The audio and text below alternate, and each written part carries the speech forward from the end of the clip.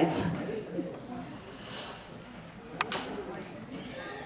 Our next item is a recitation, song and dance based on our Nozrul theme.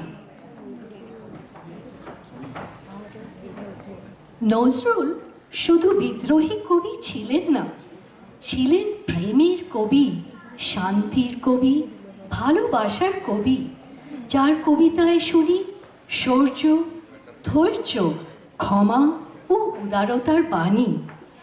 এই সন্ধ্যায় শুনুন প্রাণ জুড়িয়ে যাওয়া নজরুলের অনবদ্য সৃষ্টি তিলকামদ রাগে, সৃজন ছন্দে কি আনন্দে গাইবে সর্বাণী, তার সাথে নাচে মণিদীপা।